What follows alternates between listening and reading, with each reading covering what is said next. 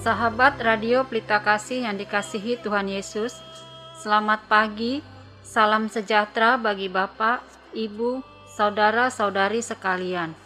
Selamat berjumpa kembali dengan pelayanan Renungan Harian Salum. Bapak, Ibu, saudara-saudari yang berada di rumah maupun yang dalam perjalanan menuju tempat bekerja, Tuhan Yesus memberkati kita sekalian. Saya Sintua Nyonya Raja Gugu Esther Borulumban Gaul dengan sukacita akan melayani Bapak, Ibu, saudara-saudari sekalian sebagai pelayan pendamping pembawa renungan. Renungan di pagi hari ini dibawakan oleh Sintua Evangelis Binsar Siregar dari HKBP Kernolong, Resort Jakarta. Baiklah, kita awali ibadah pagi ini dengan doa yang dibawakan oleh pembawa renungan.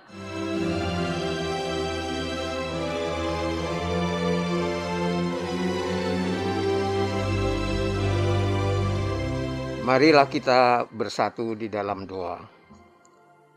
Puji dan syukur kami panjatkan kehadirat-Mu ya Tuhan, atas penyertaan-Mu dalam renungan pagi hari ini. Kami mohon tuntunan-Mu agar renungan ini dapat menjadi berkat dan sukacita bagi para pendengar.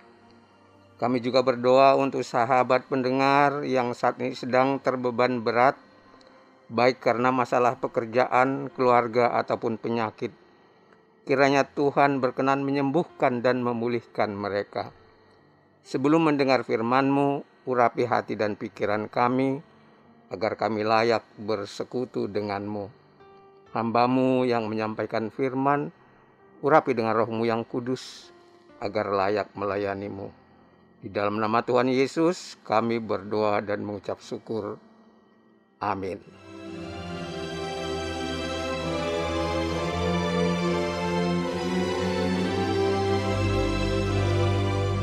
Bapak, Ibu, saudara-saudari yang dikasihi Tuhan Yesus Kristus, yang mendengarkan siaran Radio Pelita Kasih di pagi hari ini, renungan bagi kita hari ini tertulis dalam kitab Yesaya 11 ayat 1 sampai 9. Yesaya pasal 11 ayat 1 sampai 9.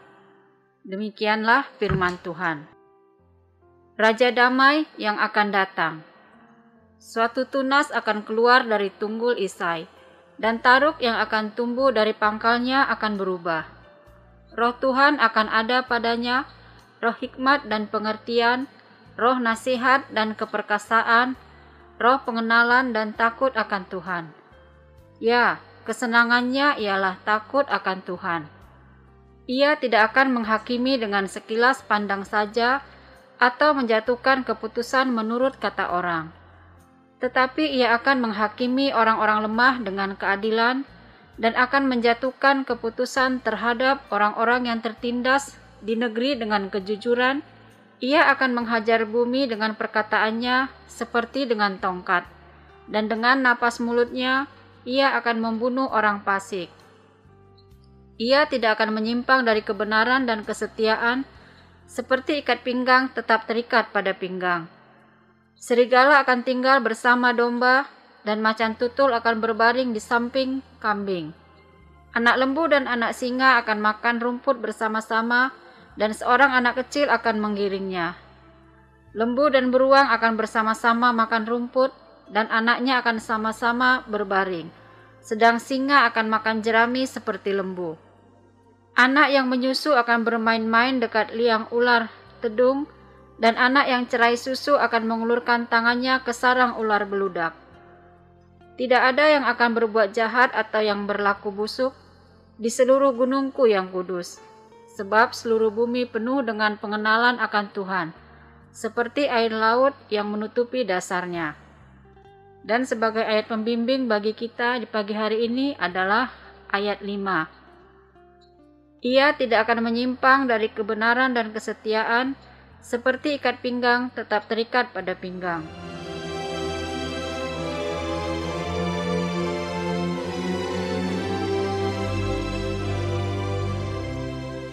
Sahabat pendengar yang dikasihi Tuhan, dalam diskusi informal sekelompok karyawan yang sedang membahas peraturan kerja yang alot dan sulit diterapkan. Tiba-tiba seorang peserta bertanya, "Untuk apa sih peraturan ini dibuat kalau nyatanya sangat sulit untuk diterapkan?" Setelah hening sejenak, tiba-tiba seorang peserta lain nyeletuk sambil berkata, "Bukankah peraturan itu dibuat untuk dilanggar?" Dan seorang lagi menimpali dengan berkata, "Betul, bisa saja peraturan itu dibuat sulit agar banyak orang yang melanggar. Dan kalau pelanggarnya banyak, tentu bisa jadi sumber rezeki bagi para lawyer, bukan begitu?" Diskusi ini memang hanya pembicaraan lepas dan berakhir begitu saja, diiringi dengan gelak tawa bersama. Namun, pertanyaan lebih menyentuh kesadaran moral kita adalah, benarkah sikap yang demikian itu? Apakah kebenaran hanya sedemikian saja? Apakah hidup di dunia hanya sebatas memaklumi dan menerima kenyataan apa adanya, walau realitas itu mungkin penuh dengan sandiwara dan rekayasa?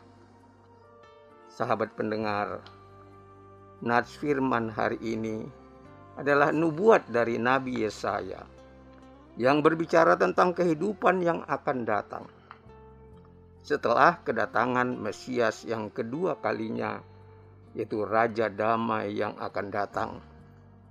Yesaya memberi gambaran yang indah tentang dunia baru masa depan yang akan diperintah oleh Sang Tunas, yaitu Tuhan Yesus sendiri.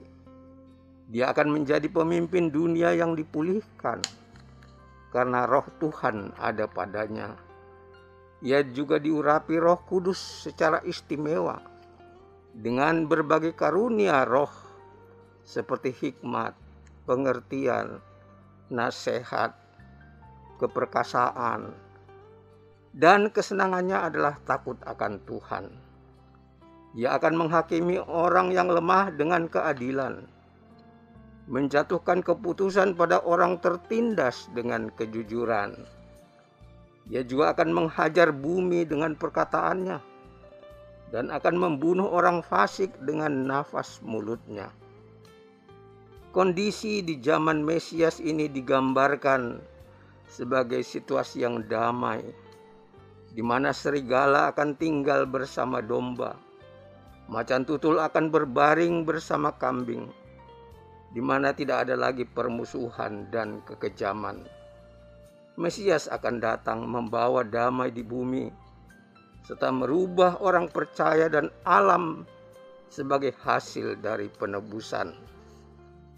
Nubuatan ini sejalan dengan Yehezkel pasal 34 ayat 25 yang mengatakan, "Aku akan mengadakan perjanjian damai dengan mereka, dan aku akan meniadakan binatang buas dari tanah itu, sehingga mereka dapat diam di padang gurun dengan aman tentram dan dapat tidur di hutan-hutan." Yang menjadi pertanyaan mendasar bagi kita adalah bagaimana keadaan itu akan diwujudkan. Ayat pembimbing pada ayat 5 nats hari ini mengatakan bahwa ia tidak akan menyimpang dari kebenaran dan kesetiaan, seperti ikat pinggang yang tetap terikat pada pinggang. Kata kunci dari ayat ini adalah penegakan kebenaran dan kesetiaan. Kebenaran dan kesetiaan adalah sifat yang integral dari pemerintahan Mesias yang akan datang. Karena itu kebenaran dan kesetiaan akan menjadi tuntutan utama bagi para hamba Tuhan dan para pemimpin di masa mendatang. Kenyataan masa kini menunjukkan betapa sulitnya menegakkan kebenaran dan kesetiaan, seperti contoh kita dalam diskusi di awal renungan ini. Karena itu layaklah jika kebenaran dan kesetiaan kita jadikan sebagai pokok renungan pada pagi hari ini. Marilah kita membahasnya satu persatu. Yang pertama, tidak menyimpang dari kebenaran. Sahabat pendengar yang dikasihi Tuhan, apakah kebenaran itu sebenarnya? Banyak cara memandang kebenaran. Ada yang disebut sebagai kebenaran ilmu, yang menguji kebenaran dengan melihat kesesuaian antara pengetahuan dengan fakta atau kenyataan.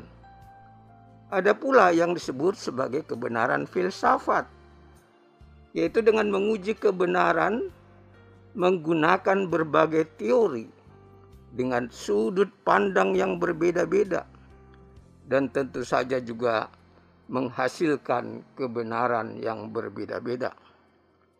Karena itu, kebenaran yang akan kita bahas pada pagi ini adalah kebenaran dari sudut pandang Alkitab, yaitu kebenaran yang dilandaskan pada kesungguhan melakukan kehendak Allah sesuai firman-Nya dan buah dari hubungan pribadi yang dekat dengan Allah. Bagi orang Kristen, Alkitab adalah kebenaran. Allah itu benar dalam firman-Nya, dalam tindakannya, dan dalam sikapnya. Mengapa firman Allah disebut sebagai kebenaran? Karena firman Allah memenuhi sifat-sifat dan kriteria kebenaran ilahi.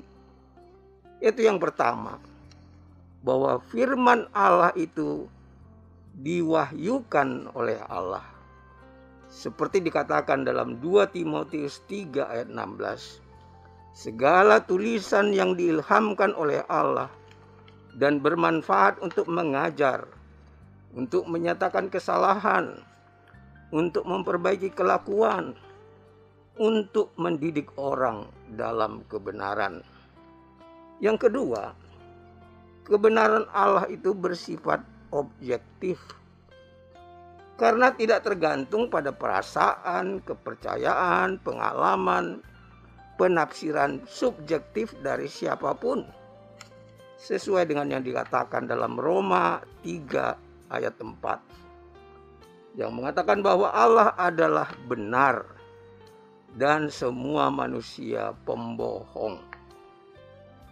Allah itu tidak berubah-ubah dan benar tanpa pengecualian.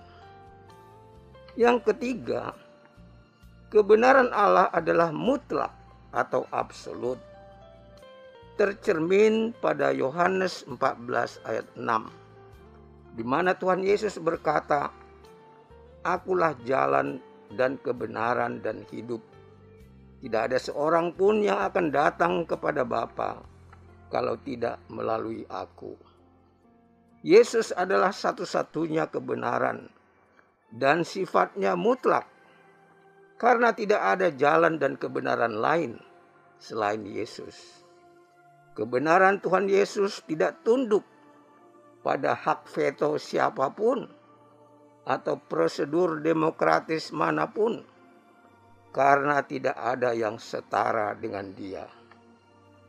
Yang keempat, kebenaran Allah itu bersifat universal, bisa diterapkan di mana saja, meliputi apapun, dan tidak dikurung atau dibatasi oleh budaya manapun.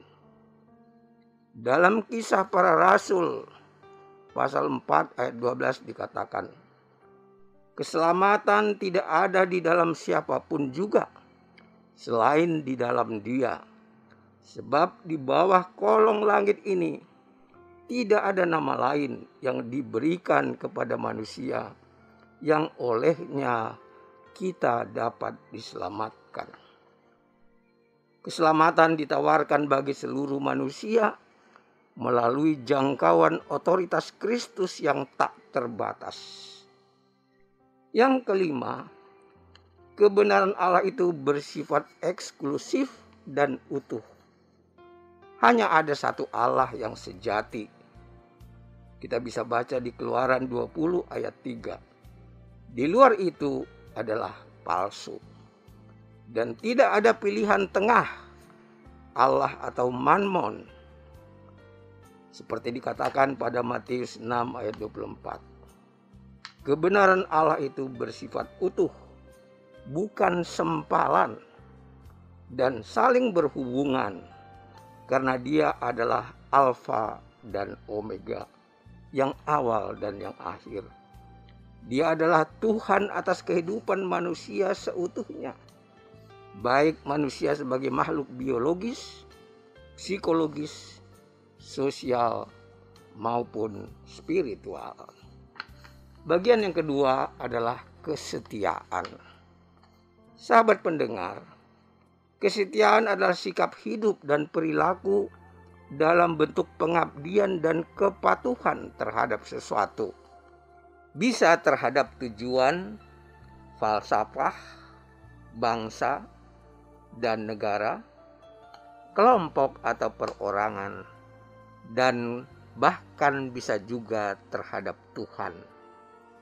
Kesetiaan mengandung makna, ada ketulusan, ada sikap yang kokoh dan tidak tergoyahkan, tidak berubah dan taat menjalankan perintah, tidak melanggar janji, dapat dipercaya, dan siap menjadi pengikut atau orang percaya. Bagi orang yang beriman, kesetiaan adalah bentuk keteladanan yang ditunjukkan orang percaya, baik dalam hal perkataan maupun perbuatan, dan kasih serta kesucian hidup. Betapa pentingnya kesetiaan itu diungkapkan dalam Amsal 3 ayat 3 dan 4 yang mengatakan, "Janganlah kiranya kasih dan setia meninggalkan engkau. Kalungkanlah itu pada lehermu, tuliskanlah itu pada loh hatimu, maka engkau akan mendapat kasih dan penghargaan dalam pandangan manusia dan pandangan Allah." Dalam kitab Wahyu 2 ayat 10 ditekankan bahwa hendaklah engkau setia sampai mati, dan aku akan mengaruniakan kepadamu mahkota kehidupan. Sahabat pendengar yang dikasihi Tuhan, kebenaran dan kesetiaan inilah yang diajarkan oleh Tuhan Yesus selama keberadaannya di dunia ini, mulai dari peristiwa kelahiran, pelayanan, pengajaran, kematian, kebangkitan, dan kenaikannya, yang membuat kita mengenal Yesus sebagai juru selamat dunia dan penebus dosa manusia dari kematian yang kekal. Aturan kebenaran dan kesetiaan yang diajarkan Tuhan Yesus berbeda dengan aturan manusia. Aturan manusia bisa menyesatkan manusia, tetapi aturan Tuhan menyelamatkan dan memberi kehidupan yang penuh damai sejahtera. Seperti nubuat Nabi Yesaya pada nats hari ini, yang menggambarkan saat kedatangan Mesias, di mana serigala, domba, macan tutul bisa berbaring di samping kambing, anak lembu dan anak singa makan rumput bersama-sama dengan digiring oleh seorang anak kecil. Itulah kehidupan yang berlandaskan kebenaran dan kesetiaan. Ketika Kristus Raja Damai itu sudah datang untuk kedua kalinya. Sahabat pendengar, sudahkah siap Anda untuk menyambutnya? Amin. Kita berdoa.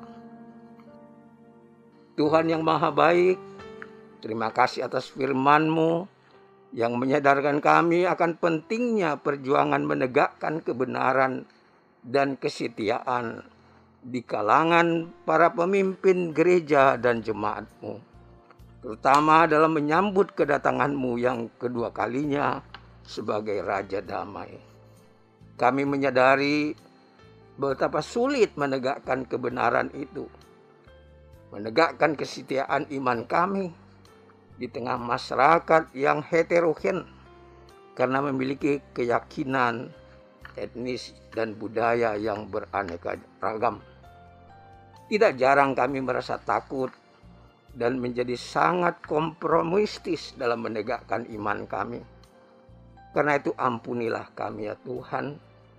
Tuntun kami agar berani menegakkan kebenaran dan setia mengikutimu sepanjang hidup kami. Pimpin kami dengan roh-Mu yang kudus, agar kami mampu memenangkan iman kami dalam mewujudkan kerajaan-Mu menjadi pendamai dan terang sesuai dengan makna kedatangan-Mu dimanapun kami berada.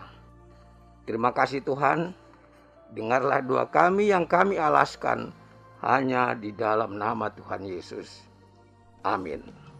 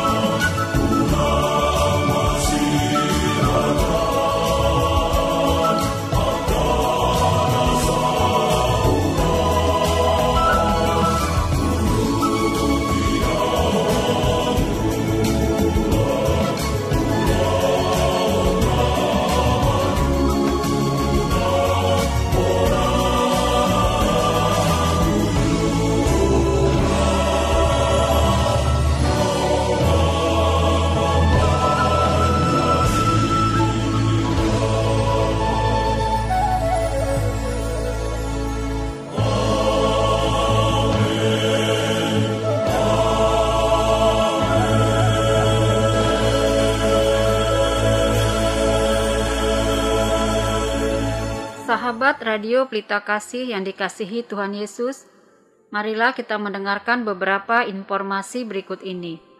Bila Anda ingin merespon renungan pada pagi hari ini, dapat menghubungi Bapak Sintua Evangelis Binsar Siregar dengan nomor telepon 0815 8465 7186. Renungan Harian Salom ditulis oleh para hamba Tuhan dari berbagai gereja, terbit per 2 bulan, untuk sementara pendistribusian secara online. HKBP Kernolong memiliki ruangan serbaguna dengan kapasitas 350 orang. Bagi yang membutuhkan informasi, dapat menghubungi Ibu Sinurat dengan nomor telepon 021 390 9785 atau Ibu Sintua Nyonya Lumban Raja dengan nomor telepon 0821 1470 7797. Jam ibadah dan gembala. Di masa pandemi, HKBP Kernolong melaksanakan ibadah 2 kali, yaitu ibadah pertama jam 9.30 WIB dilaksanakan secara tatap muka sekaligus live streaming di channel YouTube HKBP Kernolong, dan jam 17 WIB dilaksanakan secara tatap muka tanpa live streaming. Digembalakan oleh Pendeta Robert Sontar Pandiangan MTH, Pendeta Sahat Parlian Nababan STH, dan Bibelfro Juliani Boru Tarihoran. Bagi Anda yang ingin didoakan, dapat menghubungi Inang Sintua Nyonya Tampu Bolon, Hot Matiur Boru Manurung, dengan nomor telepon 0812 9087 563.